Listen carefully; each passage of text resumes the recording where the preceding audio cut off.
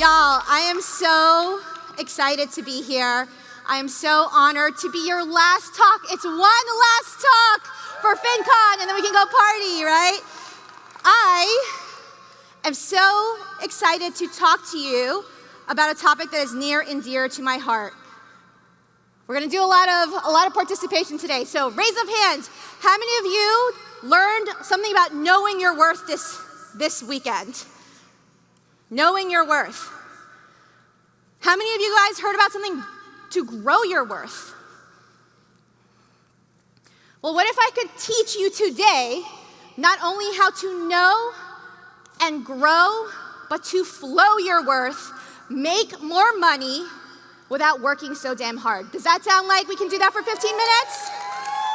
All right. So, I came here in 2019, and this is exactly how I felt when I came in 2019. I too am an introvert. I know, it's like hard to believe. And what you don't know in this picture is that I was crying the night before because I felt like a total loser. A total loser. I came to FinCon because my business had failed. I had no job. I had no business. I had no income. I had no clue. And I have this video of me because somebody missed their appointment at the video thing. And I was like, sir, can I go in the video thing because I don't know anyone here and I just want to look like I'm doing something. You see that notebook? There's nothing written in there. It's empty. So I recorded this video in 2019 at my first FinCon, and I said, wow, guys, I just saw Ramit Sethi. Who's a Ramit Sethi fan? Anybody? I just saw Ramit Sethi speak on the main stage, and maybe one day I will do that too.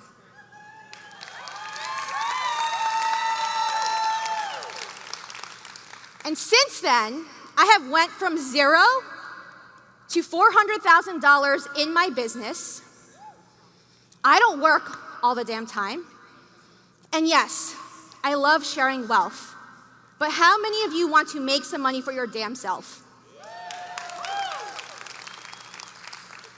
So, I loved what Anthony O'Neill said yesterday. He said 6- and 7-figure business owners have character, they have consistency, but they also have a formula.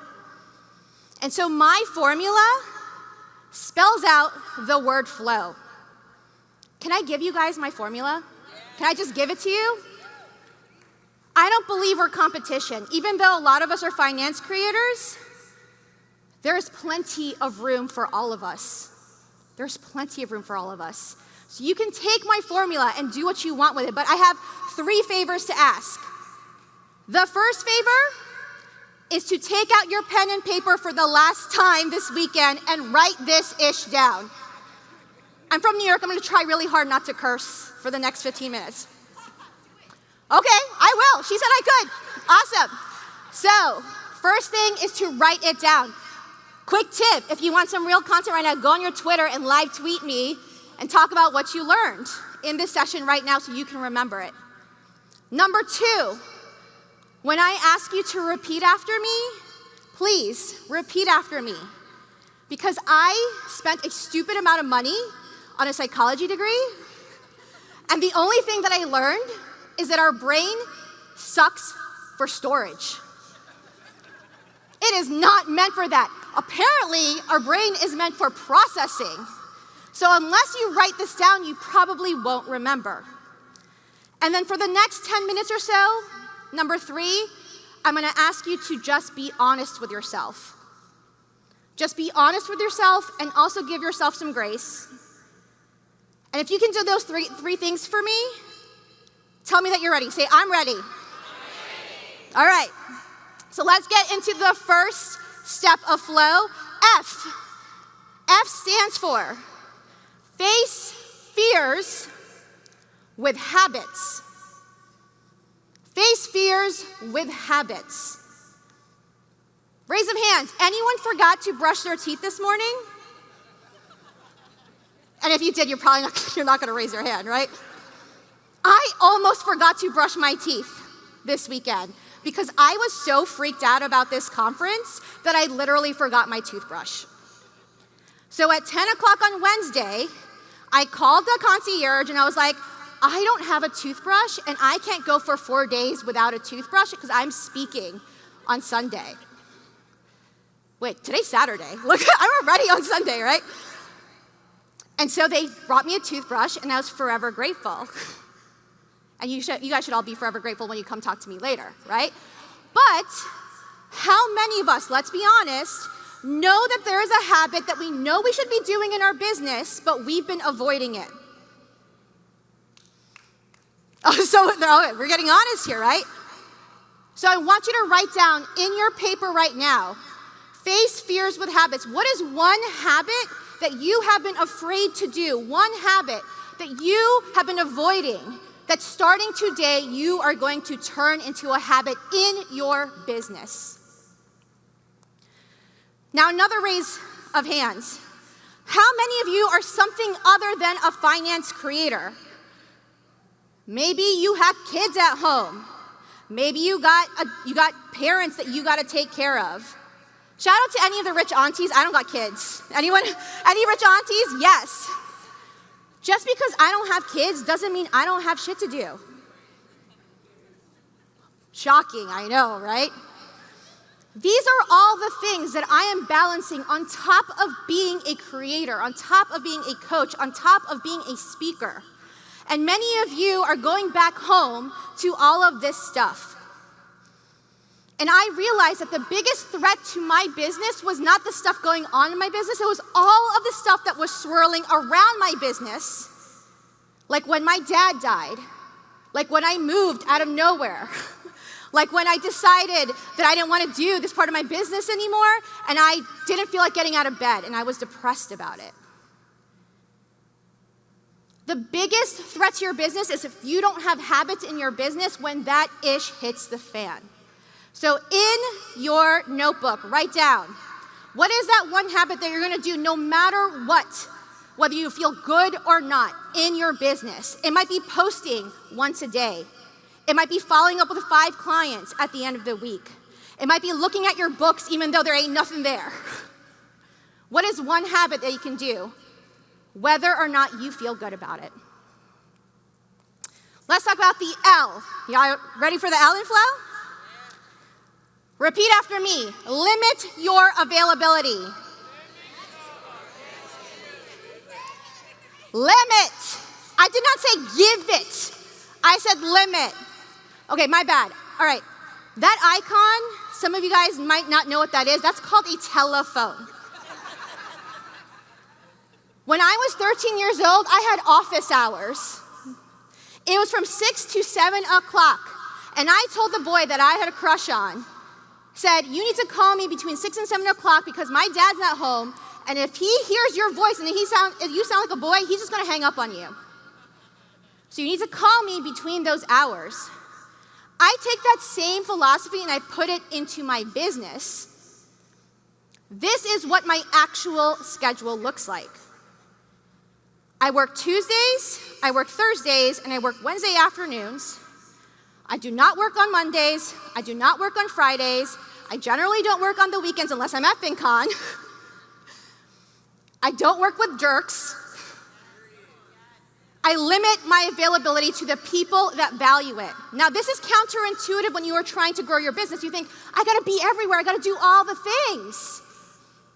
But when you tell people, I only work Tuesdays and Wednesdays and Thursdays, suddenly your time is incredibly valuable. Suddenly, people don't cancel on you.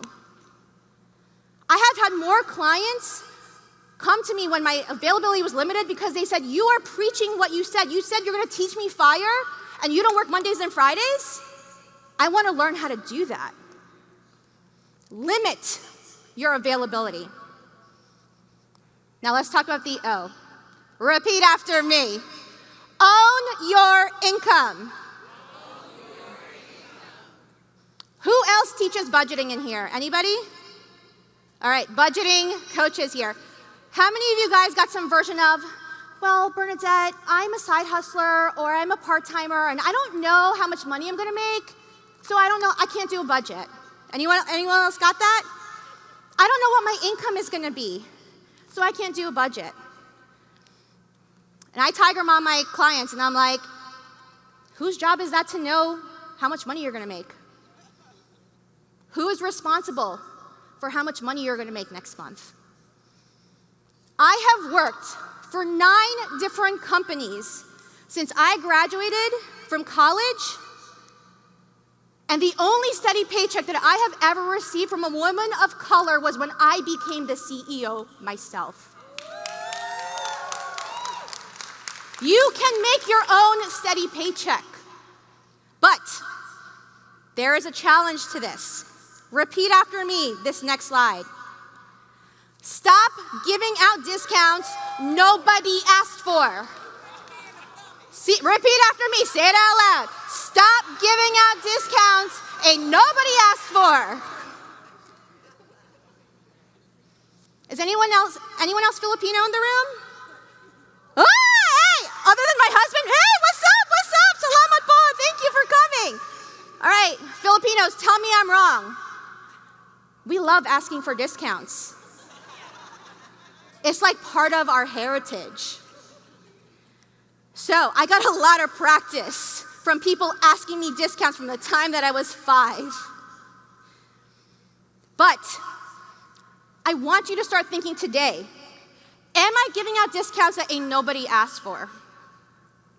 Now, I'm not talking about the discounts that you give out if someone signs up early or if someone's been a good client and you want to give them a discount. I'm talking about the things like you didn't negotiate because you were afraid they were going to say no. I'm talking about doing stuff for free because you thought that they wouldn't pay. I'm talking about not raising your rates because you think people are going to leave because you would rather have a full roster than a committed roster. Stop giving out discounts that ain't nobody asked for. So let me ask you to say this. Make worth a verb. Make worth a verb. Worth is typically a noun or an adjective. But I don't work anymore. I worth. I feel very validated right now, thank you. I worth. I want you to go home today and ask yourself, am I working or am I worthing? Am I working and I'm trying to do this stuff for free because I don't want to pay? Or am I worthing and I'm going to invest money for someone who's an expert to do it for me? Am I worthing by asking people to pay me crappy rates? Or am I worthing and saying my price is my price?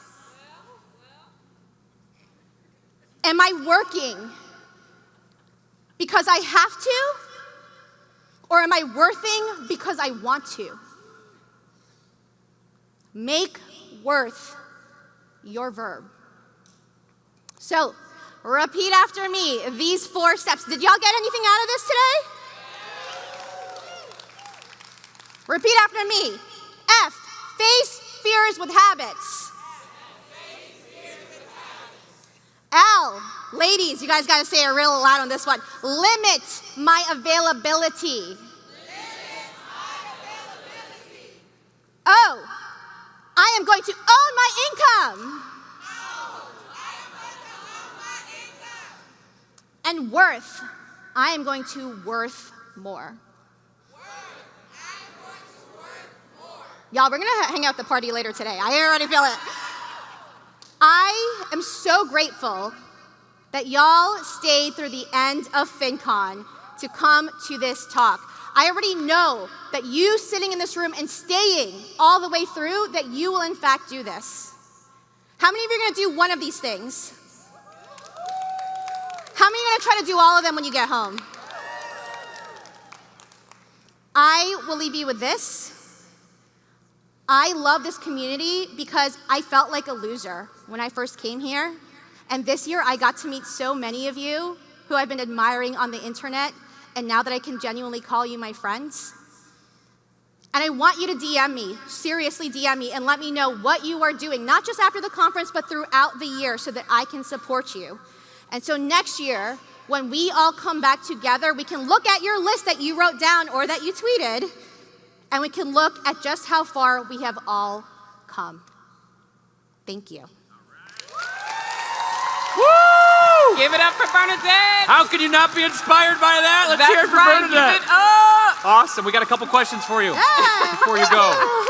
Now, Bernadette, I saw your schedule, and I'm just like, That'd be nice. There's somebody out here that's in the audience right now.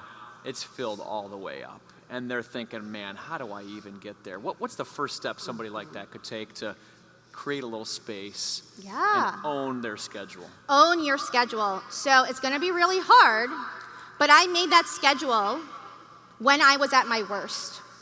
And it took me about 6 months to actually start getting things to fit into that schedule.